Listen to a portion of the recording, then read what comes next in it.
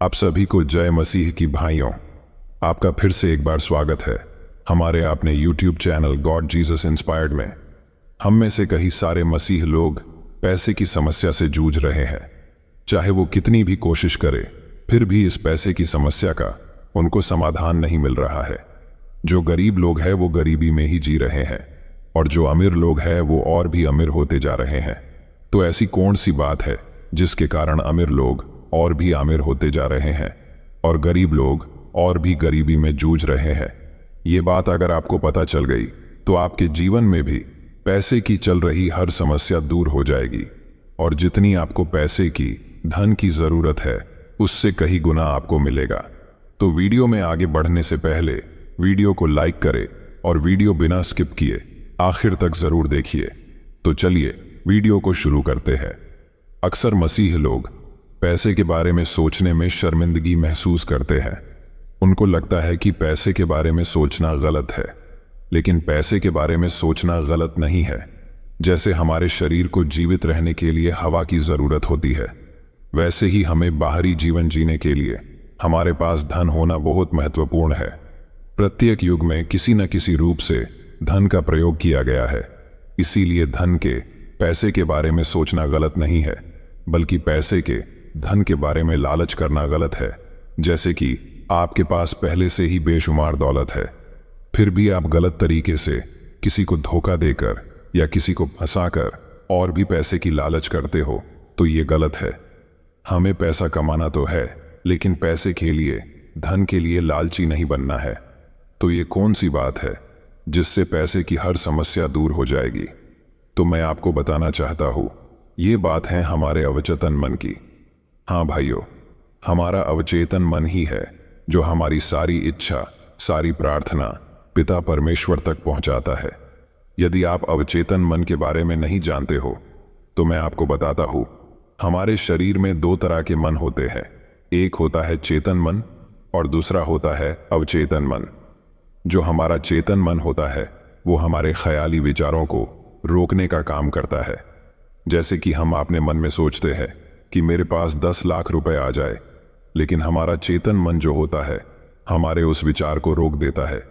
वो कहता है कि कैसे आएंगे, कहां से आएंगे, ये मुमकिन नहीं है, तुम्हारे पास इतने पैसे नहीं आ सकते। तो हमारा चेतन मन है वो नकारात्मक सोच रखता है और हमारे विचारों को, हमारे सोच को रोक देता है। हमारा दूसरा अवचेतन मन जो होता है वो बहुत शक्तिशाली और सकारात्मक होता है। हम हमारे मन में जो सोचते हैं, अगर वो सोच हमारे अवचेतन मन में चली जाती है तो फिर वैसा ही होता है जैसे हमने हमारे मन में सोचा था। तो एक उदाहरण के तौर पर मैं आपको समझाता हूं। जैसे कि हम अपने मन में सोच रहे हो कि मुझे 1 लाख रुपए वाली नौकरी मिलने वाली है और मिलेगी ही।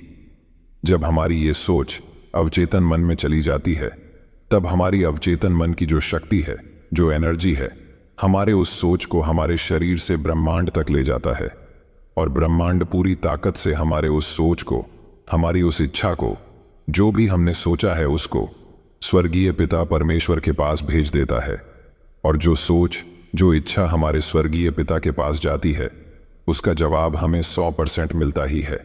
आपके मन में ये विचार आता होगा कि हम तो हमारे मन में बहुत कुछ सोचते हैं कि हमारे पास पैसा हो, बड़ा घर हो, बड़ी बड़ी गाड़ियां हो, फिर भी हमारे साथ ऐसा कुछ भी नहीं होता जैसा हम सोचते हैं।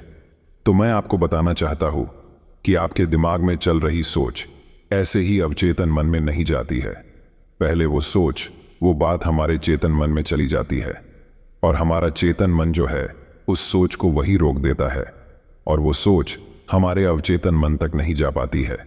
और जो सोच हमारे अवचेतन मन में नहीं जाएगी तो जैसा आप सोच रहे हो वैसा बिल्कुल भी नहीं होगा। इसीलिए हमें हमारी सोच हमारे अवचेतन मन तक पहुंचाने के लिए प्रार्थना करनी है। ये प्रार्थना हमको ऐसे ही नहीं करनी है। हमें यह प्रार्थना हमारे अवचेतन मन के साथ पूरे विश्वास से करनी है। तो चलिए, ये प्रार्थना आपको कब और कैसे करनी है मैं आपको बताता हूं। तो ये प्रार्थना हमें रात को सोने से पहले करनी है, क्योंकि सोने से पहले जो हमारा चेतन मन है उसकी शक्ति कम हो जाती है, और हमारा जो अवचेतन मन है उसकी शक्ति, उसकी एनर्जी बढ़ जाती है। और हमारा अवचेतन मन पूरी तरह से हमारे ऊपर हावी हो जाता है और हमें नींद आनी शुरू हो जाती है। तभी हमें अपने बिस्तर में सोते समय यह प्रार्थना करनी है, और यह प्रार्थना हमें हमारे मन में ही करनी है, और प्रार्थना हमें पूरे विश्वास से करनी है। प्रार्थना में हमें बोलना है, हे मेरे पिता, मैं तुझे धन्यवाद देता हूँ कि तूने मेरे जीवन में चल रही पैसे की सारी परेशानी को हल कर दिया है। मैं तुझे धन्यवाद देता हूँ कि तूने मेरे जीवन में पैसे की बारिश कर दी है। हे मेरे स्वर्गीय पिता, मैं तुझे अपने पूरे मन से धन्यवाद देता हूँ क्योंकि तूने तेरी पवित्र दृष्टि से मेरा जीवन सुखमय कर दिया है, और तेरे आशीर्वाद से मुझे इतना पैसा मिला है कि मेरी हर एक ज़रूरत पूरी हो गई है।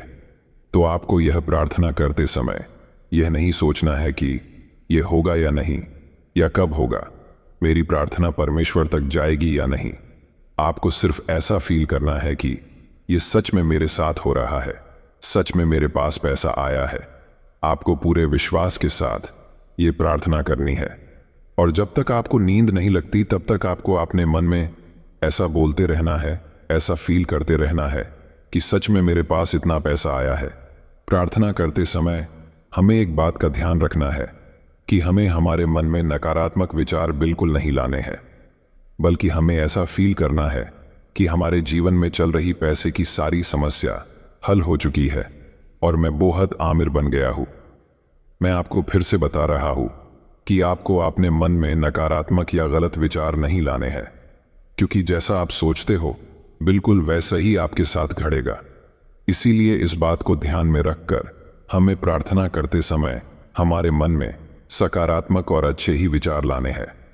जब हम पूरे विश्वास के साथ प्रार्थना करते हैं तब हमारी प्रार्थना, हमारी सोच अवचेतन मन में जाती है, और हमारा अवचेतन मन में एक सकारात्मक एनर्जी तैयार होती है, और वही एनर्जी ब्रह्मांड में चली जाती है, और ब्रह्मांड हमारे मन के इस प्रार्थना को, इस सोच को परमेश्वर के पास भेज देता है, और स्वर्गीय पिता हमारे प्रार्थना का फल हमें देता है। यह प्रार्थना हमें लगातार 21 दिनों तक करनी है। फिर चमत्कार देखिए, आप अपने आंखों पर विश्वास नहीं कर पाएंगे।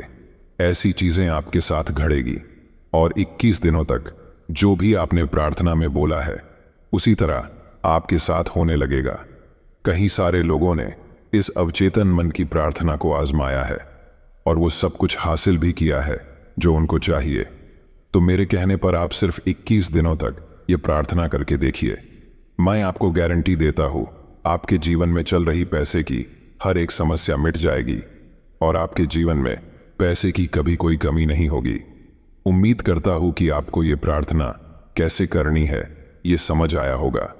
यदि आप भी पिता परमेश्वर से प्रेम रखते हो तो वीडियो को लाइक करें और कमेंट में आमीन टाइप जरूर करें। प्रभु यीशु आप सभी को आशीष दे और आप सभी को बरकत दे।